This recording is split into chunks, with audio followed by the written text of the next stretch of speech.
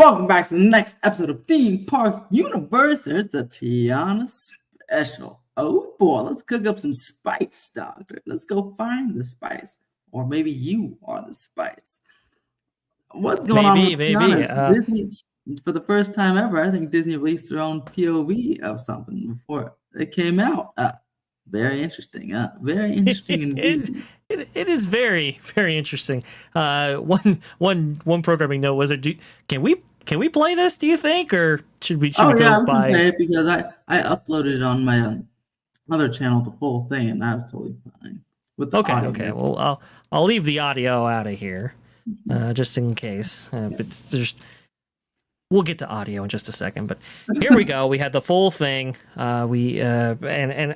This is the first Wizard. I uploaded it at night to make sure it's the very best it could possibly be, but they unfortunately didn't use a better camera. So yes, they did do that. They released it. Was it Friday night or Saturday night?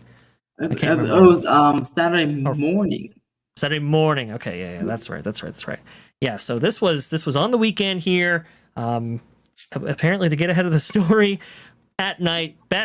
We're putting this on the best foot we possibly can. We'll talk about POV and quality in a moment, but at least in their idea. Well, and let's just stop here real quick. Just look at this. This is something actually Dave from Fresh Break was talking about. Yeah, this looks kind of weird to me. This food, this random fence with this is a new fence because that wasn't there before. I don't think. In Walt Disney Worlds, it was. It was okay. At Disneyland, so I hope they didn't build this fence for us because it's not here on our attraction. It would look very. It looks weird. It looks kind of out of place. That's something they actually would have demolished, and I think actually would have improved Splash Mountain's overall, the former Splash Mountain's overall experience. When the ride opened in 1990, I believe, at least Walt Disney World, people will note that Disneyland's was actually first, opened in 1989, July 17th, interesting enough. But Walt Disney World's was second, and they had a number of improvements that they put on their version, like the dual-seater logs and so forth. But this wall originally wasn't here. It wasn't until about the late 90s, early 2000s that you started to notice that there was like this kind of rope railing that they had stretched out along here, and then I want to say 2010s, that's when they added this wall. So it's a little weird that they would highlight it in this way and make a mural out of it because it seems a little bit out of place. And again, this is supposed to be set in the 1920s. Wall. It looks like it's pushing you towards that's weird. Doesn't look good. I've never thought this looked good. I've had problems with that wall actually since it was first installed. Back in the 20 teens or so, that's the best reference that I have for it. But I don't know, the artwork there is a choice, and this kind of starts our conversation off on what this ride is kind of supposed to be. We've heard Tiana's Foods, we've heard obviously Co-op, Salt Mine, all that, but then we take an interesting turn, seemingly at the gate here. We talk about food and all this. But now, when we see Tiana, and this is the first of these A1000 new generation Tianas that we are, or audio-animatronics that we're now seeing in the form of Tiana. And it's weird because now they cut here. Right. It looks like. So what do you think that is? It looks like it's almost daytime. Well, see, look, this looks like it's daytime all of a sudden there. Ooh, it does look like it's daytime. That's a great. That's a really good point. I never noticed that before, but you're right. And there's another log in front of it. So it's a different ride through it because look, there's another log on the lift hill, whereas there was none previously. And it's daytime here. And they cut back to nighttime because the Tiana was probably looks like it was broken or not moving at the other time. That's the suspicion that a lot of people have, that the reason why they may have cut in this particular section is because maybe that Tiana figure wasn't moving the way they wanted. Now you see she has some movements. They're very subtle. And now when once again, folks, you can see that lift hill was totally empty. And there's a log in front of it. So it definitely was a different ride through. For sure. Without question. So now we have Tiana, and she says, Louie's just up ahead. We're trying to get a band together for the celebration tonight, I believe is what she says. I can't quite remember. She at least tells you that Louie is is up ahead. Yeah. And So then they cut I back to guess the evening. And then cut you get back your to the first evening. or second sign here. You'll notice too in this whole thing, the dialogue choices that were made for some of these characters. They're a little bit lacking. They're in my view, when you see a character like that, like Tiana, and she's represented as this amazing figure, that's a really great storytelling moment that you could have made to forward the story along, set things up, and all that. We'll see a lot of these kind of pass-off dialogue trees where they'll just go, "Oh yeah, look up ahead, let's go up there," kind of thing, versus really making the most of the scene that you have in front of you. It's a very interesting choice there. We'll get into that in a moment. Louis supposed to be in the ingredient stack here. Again, this is consistent with the Tiana Foods theme. You saw Tiana's Foods, the banner back there, which people have, they have opinions about. Isn't that right, Wizard? Yeah, You hear? it's Yeah. just goes with the general storyline here. It's not really a good one. So like every decision will be made off this storyline that's already lackluster. Because we're trying to find food. I don't know what you're trying to do, but yeah, it's pretty crazy. Yeah, it's confusing. It is a little bit confusing. Now, I want to find out which track is actually playing here. It's not almost there. It's dig a little deeper, right? Dig a little deeper, I believe, is the song playing right here. Here's why I make a point of this before continuing on with this attraction. You'll hear snippets from the soundtrack in this ride, which is good. I think the music from Princess and the Frog is very, very strong, and so I think a lot of people expected it to be incorporated in this ride in a big way, and I believe it was. The only problem that I have with it is that they didn't actually record new tracks for this ride. Now, not so bad when you're going around the bend right here, and it's kind of a slow point, and you're just letting the ambiance and the music kind of play. I would say that if you did record a new track, it would be nice to have a lyricless version of this piece of music from the soundtrack, because we don't actually see a character actually singing it. I would have rathered have an instrumental in this section. Splash Mountain was very careful about that, where you didn't actually hear any lyrics to these songs unless you saw characters performing them. In here, they just literally cut the music out and placed it in here. Not the worst thing in the world, but that becomes a real big problem for this story in just a moment. Here we go. This is our first look into the inside of this new attraction here. And so if you remember from Splash Mountain, you might see some frogs, some birds, and so forth. Now we see this and you'll see more light. Yes, more light. Here we go. I know a lot of side-by-side POVs came out, and there's I didn't realize how much darker this version is compared to the previous version. Very much darker. Look, I don't mean to get negative, Wizard, but I'm just relaying facts. I think they went with a darker color scheme and the a impressive amount of foliage in order to hide and obfuscate some of the original Splash Mountain theming as much as they could, right?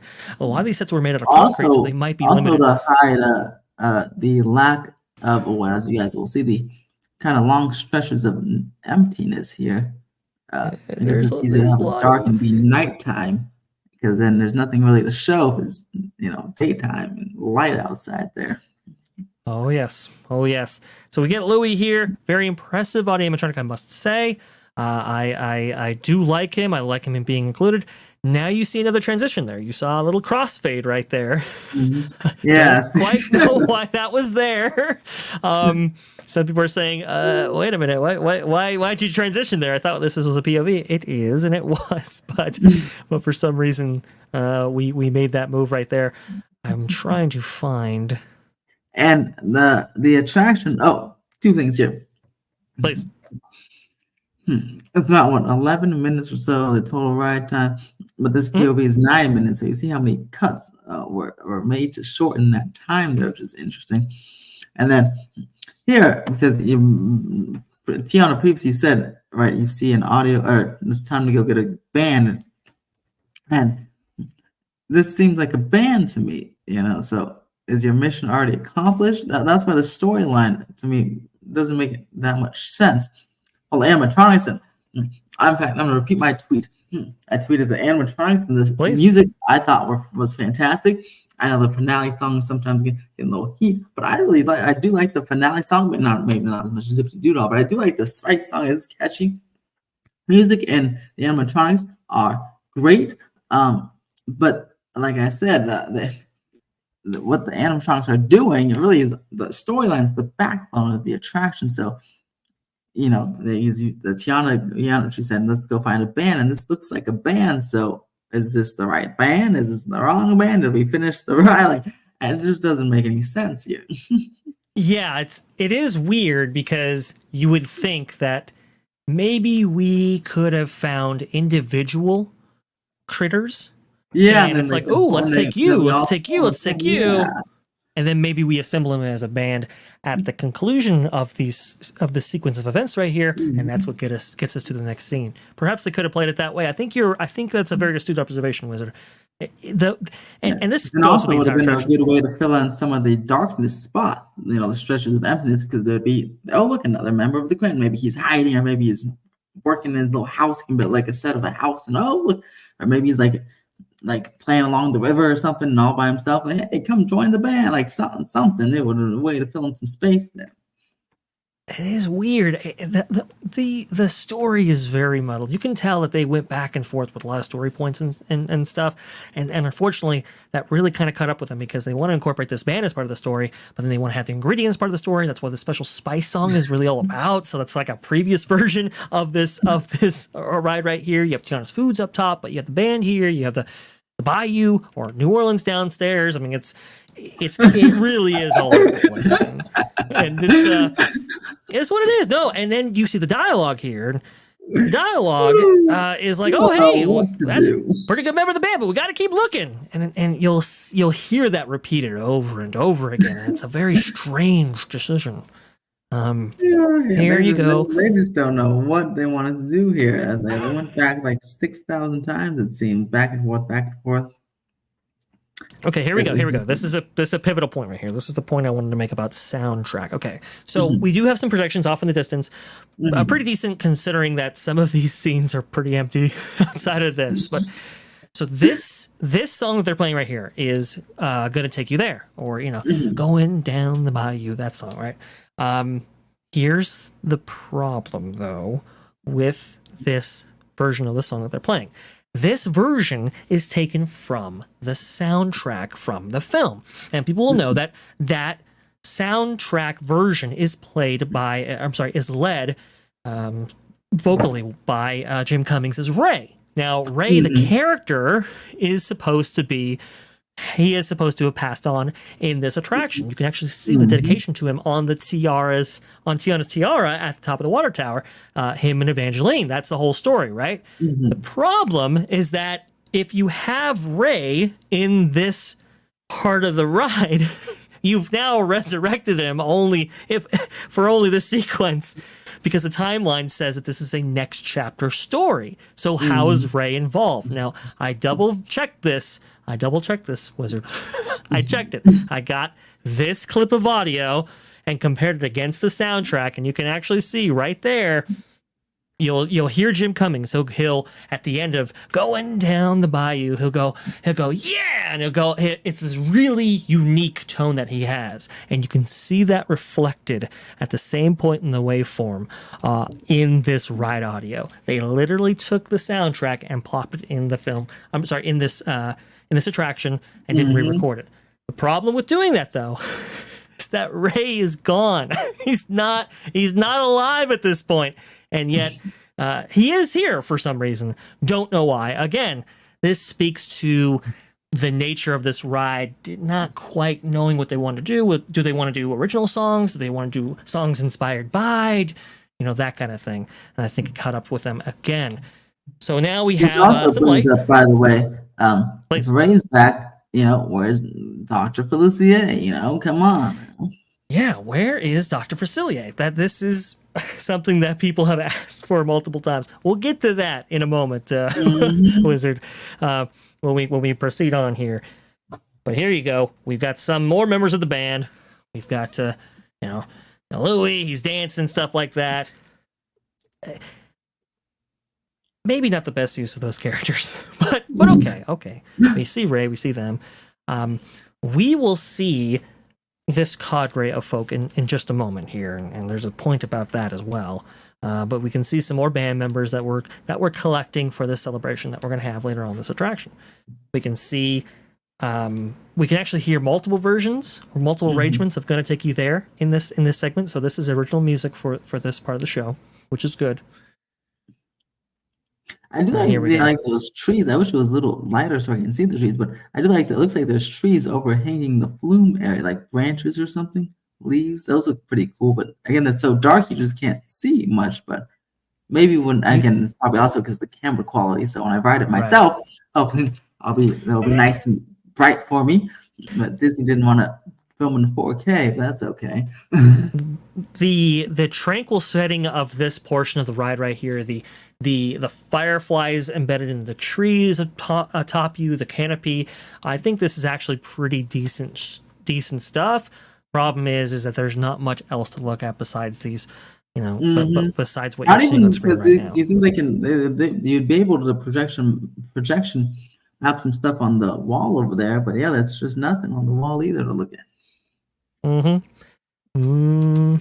That's true. We see Tiana, and she kind of awkwardly waits for us to pass by here. and then it's like, okay, hey, what's going on? Let's get you on going. We can't hold up. We gotta keep. Are we thinking in our head? Can they hurry the heck up? I'm trying to speed and do my thing here. Yes. She says we have to search high and low for more critters or bandmates. And Louis says, "Oh, how low can I go?" And that's him stuck in the log right there. A reference to Splash Mountain, where Brer Bear was actually stuck in that log. Oh, by the way, we passed it, but there's a reference to Chickapin Hill, I believe, right in one of those first couple scenes, right? Or was it? Yes. Let's see if we can get there. I believe it's like. Isn't it by the fire? I think it's near the fireflies. The fireflies. I think don't they go through the Chickapin Hill with the projection? There's a log. That might be only visible in the PJ Morton video. Oh yeah, that guy. Oh yeah, I forgot because it's the stationary camera most likely. And then there's a guy trying to turn the stationary camera, and yeah, he just wants to enjoy it and not film for everybody. He forgot what he was doing, so it's mostly looking at the flume. That's okay. Look, there's even projections right there to the left, and you can barely see him because the guy is looking straight. See it? Come on, man. Yeah, I know. Oh, yeah, the POV quality here. They clearly filmed it multiple times. Like we saw the daytime shot, and they couldn't. Not one person turned the camera a little bit. Like, come on. Tough. POV quality not good. That is for sure right here. High and low. Here we go. Tiana, I'm thinking all the time. I'll be thinking about that the whole time. Whenever just Tiana waiting for us, just shaking her head. Come on, gang, come on! I'm right here. I know. So here's a confusing part. I want to know from you, Wizard. Okay, we're being turned tiny, and you'll hear tiny. Okay. We still don't know why, though. Do we? So the documentation that I was able to see as part of that Park Place network. Okay. As part of that documentation, the Imagineer references this portion of the ride and says, "We are being turned into frogs." Now, that wasn't abundantly clear when I saw this. And I've seen this more times than I care to admit. I've seen it a lot. I don't quite know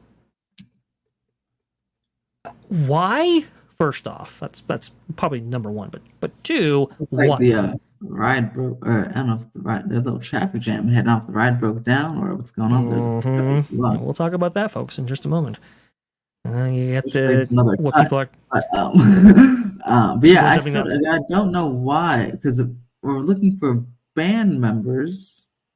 Mm-hmm. Are we looking for? Because we don't pick up any band members in this sequence, do we? No, not in this No, sequence. and we're not running away from something like it would make sense if they bring up the doctor again. If Mr. Doctor Felicier was like chasing us, and maybe we had to shrink to like avoid him for like a second, then Mama Odie makes Or a maybe mistake, he turns us into a frog because maybe, we went off course. It That make would be kind of sense, cool as but well. because we don't pick up any band members. I know Tiana's looking for us because she has the projection there, but did we do something stupid and we just totally shrunk ourselves? And Tiana's like, well, I don't know what she doesn't look like, because it looks like she's singing along with us. So it She's must singing be. along. I think she says right here. She says, "Oh, it's this is kind of cool that we can see potential band members this small. So maybe they do pick them up. We don't see them though ever again. Like Yeah, I mean, it's they're just not in the finale. So off-screen acquisition. That's the Fireflies, the band members. Off-screen acquisition. Maybe the Fireflies are the band members. Although there's like bottles of spice or something, bottles of ingredients. Do we pick that up? Maybe. But then it would be too heavy to pick. I don't know. So this is the laughing place scene, and I think look, to be my logical inference suggests that maybe they got to the laughing place here and they didn't quite know how to incorporate it into the story. They were like, okay, we have some of these oversized props. Let's go ahead and highlight them. Let's make them bright, colorful, and all that. And then it's like, okay, let's come up with some, Mama Odie magic kind of thing. I think that's what happened, and unfortunately, it wasn't 100% well executed there. It wasn't 100% thought out. I agree with you. Dr. Facility would have been a perfect. He would have made a perfect an appearance here. For sure. I must say, this is the first time of the whole ride. Maybe also probably may not be the ride, but it could be the filmmaker. But that I really clearly saw the projection mapping happening, and I do like that part because it was very bright in there, like right next to the Fireflies were close to us. And again, I know there are in other parts of the ride, and because the POV didn't show it, I don't know how close it is or what it looks like. But at least in that part, it looks pretty decent there. Okay, all right. So now we have Mama Odie, and she says, well, it's time to make you big again, because the bigger you are, the bigger your splash. And then this is this magic mist moment here. Oh yeah. Oh, I didn't hear that. I watched it. I didn't hear that's funny. I've seen this more times than I can count. And I've examined audio pieces and all kinds of stuff. I know. Why would the splash really bigger? Maybe she's just joking. That's funny. I didn't know. I have to listen to that. That's hilarious. Mm-hmm. You saw a magic mist moment when we were turned small. This is the second magic mist moment when we're actually turned big. I must say, before we move on, Juju. It would have been cool to see like a big Juju animatronic. And that would have been cool. The snake that she has. Really good, yeah. And it paid like homage to the Hanamish holiday like snake thing that they have in the team. That was cool because she was right there. That would have been really cool. Oh my goodness. What a great idea. Well, not going to get that. So here we go. We have Mama Odie off to the left right here. And she sends us on her way. Hey, you're just in time for the celebration. Here we go. And let's see the bottles. Can we stop right there really quickly? Yep. I know Fresh Baked and other people. Were the bottles supposed to light up, or we were just hoping they were gonna light up? Because they're not lit at all. They're like, let's see here. Let's get to the bottom of this. I mean, I guess there's some little lights on the ceiling, but so if we see the Mama Odie, I'm gonna go ahead and just place it right here. Mm-hmm. If we see the concept art, they look much like brighter and lit up and glowy and stuff. Right, it does show that we might have seen these things glow, and when you see these, yes, they are illuminated with blacklight paint, but Yeah. they're so They're just, dim. you almost barely see them again, especially with the bad filmmaking here. You can barely. It's very true. And now we get this beautiful shot right here. That's And it that was a looks like splash they mountain staple. turned. They used to have a, or at least it looks like they're testing some kind of fog or I guess mist effect at the top, where kind of blocked your view. But it looks like they stopped that, which is good because that's a nice view to. Yeah, you know what? You're right about that. Yeah, they did. They did have a fog effect up there, and maybe they didn't go with that ultimately. The music choice here, I believe it's almost there, and it's kind of very instrumental type version of it, which is great. I like that. And then it's like it like has like you hear like Louisiana Bayou type sounds and frogs and croaking, And I must but say, it's in this harmony with portion, the. if you're not riding the ride and just chilling on that bridge above, I feel like it'll be pretty nice. So almost like with the splash mountain, you can hear that zippy dude on this segment. And here, same thing. If you want to sit on the bridge and just relax and hear down or almost there, I feel like that'll be a really nice chillaxing vibe for anyone like not riding the attraction. Maybe. That is a Notice the possibility. Armadillo Man. Is he moving? Yeah. Just a static guy. Yes, it's a static figure. I believe Armadillo makes an appearance. I thought I counted like 4 times. If I'm not mistaken. Oh, really? I guess Yeah. He's in the there's an armadillo in the ingredients. There's an armadillo here. There's an armadillo in the finale. Yeah. Like he's there. like he's an ingredient. Like we have to eat him. No. He's like in the ingredients. Yeah, right there. Okay. As I was like, dang, that's a little dark. He's in this portion. I believe he's next to Tiana or something. I can't remember. He's in here somewhere. I remember seeing him. Anyway, he's in here quite a bit of times. Now I want to go ahead and highlight this, not just this armadillo, but okay. If you look off to your right, see that patch right there?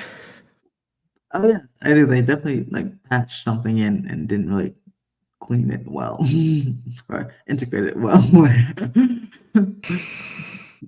And let me talk about this sign real quick because I know a lot of people are. And so wow, I didn't realize that sign was so close to that sign. I guess they kind of say the same thing, but yes, the sign people are like, oh my gosh, the sign. But the problem with these signs was the other signs looked like they belonged to the ride. This one looks like I just strung it up myself here at the last second. Like they don't look properly themed into the ride. So I think I see a lot of discourse online about the signs, but I think that's really what they're talking. I don't think people really mind the signs as much, but if they're just more properly integrated, and if those two weren't just so close to each other, I think they would like it. In fact, if we took the banner off and kept the one on the bottom, I think people would be fine with that one too. Or more fine. So you can see here the Tiana Spoon's banner, like if they just don't look as properly integrated. Whereas with the Splash Mountain signs, they were like posts in there, wooden, like carved and stuff. There's a better way to put the same sign, convey the same message there. Exactly. I think a sign like this, I think, is actually pretty good. And if we would have gotten a sign like that here, I think it would have worked a lot better. What's weird about this sign, though, particularly this sign, this is the sign right before the finale. This is on your right. You can't really see it in the video. It's there, though. But it says, "Welcome to Florida Bayou," kind of Florida, home of Princess Tiana and Naveen. Now, the problem here with this specific sign, this is "Welcome to all who come to this happy place," obviously a reference to Disneyland's opening day speech from Walt Disney. You can see that sign right here. You can see it right there in the right. That's the sign that we just referenced before. As you come into the finale, it's hard to see, but there's a banner up top, and it's currently not illuminated. You see the lanterns up there? There's a banner right there. You can actually see the string of it. I see something. Yes. I see it now. So that banner says the exact same thing as that sign did that we saw earlier, the Florida Bayou. That's a weird, like, why put a sign plus a banner literally like 15 feet apart from each other? That doesn't make much sense. So I think those kind of things, Wizard, are what people are reacting to. Yeah. Here we go. Our first real good, solid look of this finale right here. And I think this is This is the best scene of the whole bunch by far. Mm. It's obviously the best Unfortunately, composed. it's at the end. It's at the end, yeah. That's. Usually, it's not about the destination; it's about the journey. This is about the destination, folks. Yeah.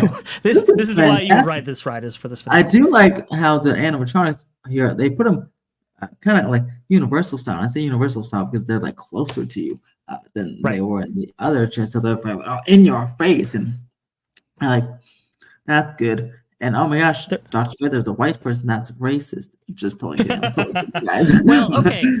Okay, here's my question. Charlotte's off to your left here, and then you have Mhm, Eurodora, which is Tiana's mom, right next to her, mhm, right? But they're across the river and away from the party. My question is, and I think Lou Wasserman's ghost actually brought this up to me the first time. Why are they part of the party? Are they yeah, not, that's are kind of they not weird. cool enough to be part of the party? But you know why they're doing it, because the composition of it works so much better for them there. And I agree, Mhm. but you have to think about these story points as well. You can see the armadillo right here. You can also see some projections in So, the atrium who right is this there. armadillo? Does he have a name? Or why does he appear so much? I I Maybe fill honestly in some don't know. space? Or I'm gonna be honest. I don't know, but that's okay though, because we're moving I mean, on. it We're looks moving on. cool. I just curious. I mean, usually when somebody appears so much, they have like some kind of plot line or something. But it looks cool. But I wonder if people wonder why he's there. Who is he? So people might note it's like, wait a minute, we didn't get to see that many, or we've not seen Prince Naveen until now, and people might Mhm. be kind of wondering why that might be, because he was featured in the concept art that they released, showing Mhm. Naveen and Tiana in a boat, and you pass by them and you see Louis in the water, which we never see in this attraction. It it again, WDI maybe shouldn't showcase these things until they actually know what their scenes are going to look like, because now people Which are is wondering, where's Naveen? interesting because that concept art was what, like last year or something. Yeah, it was pretty I mean, it fairly was recent. after that was after 3 years of research trips, and they still changed their mind. Yeah, those research trips, Wizard. What are those research trips all about? I gotta be honest, because look, this is definitely inspired by New Orleans. I'm not saying that this finale isn't, We can find but you that in the didn't need to lead do this for sample, years to do that. yeah. So where'd that research budget go? Because it wasn't in the attraction. Was it in some people's pockets? Now I'm not accusing anything. I'm just asking questions. Where did that money go? Because clearly we don't see it in the attraction. Now you'll see, as part of this finale right here, you see the left side of your screen, Wizard, and you see like there's like a staircase, and you have like some of the critters on there. So you start out with the possum, with the kind of guitar looking instrument right there, or the big bass looking instrument. You have like a wolf on the drums and stuff, and then you have this bear. Mhm. I'm gonna go ahead and put this tweet up right here. This is what I found right here. You see these characters. Now we noted these characters early in the bayou, right? And you see this kind of, you see that wolf there with the drums, and you see Mhm. that bear, and look at the Mhm. particular poses that they're in. You can see this bear. He's looking like this, Oh yeah. Okay. If you look, it's gonna be hard to see, but he's making the exact same pose, and so is that wolf right there. Again, there are some shortcuts that came along with this attraction. This Mhm. was one of them. They simply just duplicated a critter multiple times and placed them in the exact same pose and everything in multiple places in this attraction, and that I think is unfortunate. I think that lets that scene down just a little bit right here. Also, to the song Special Spice, Wizard, you had some opinions about Special Spice. You like the song? I do. I find it very catchy.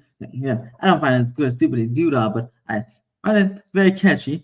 Uh, I guess I have to really ride the ride and see if the like a special spice is important to the story. Well, I guess we are it, but well, I guess there really is no story. So in that case, I find it very catchy. But yeah, no, it's cool, Stupid Doodah. But I feel like it's definitely a nice little earworm. Can bump my head around. Nice, very fits the party vibe. I think of this final scene here. Everyone's having a Yeah, I can party. I can see it. I can see it fitting the party vibe. I maybe dig a little deeper might have been better in this scene. I don't know. I go back and forth on it. I think the thing that doesn't resonate with me is with the Special Spice song is that the lyrics are just a little bit generic. They're not the best formulated, and the musicality of the song, while catchy, isn't the greatest I've ever heard. And here's the thing, and I'm harping on this only because you're replacing Zippity-Doo-Dah, and this whole ride is replacing something that was previously beloved, and now you look at this ride and it's just not as good as it could have been. I think that's the main problem that people have with it, and why the reaction to this has been so strong. Right now, if you go onto the YouTube channel that features this video, it's Disney Parks, and you can look up the video itself. It has about 7,000 upvotes, 16,000 downvotes, and those comments are very brutal, and I think rightfully so. I think this isn't as good of a ride as I think a lot of people wanted, what the people expected, and a lot of people deserved, quite frankly.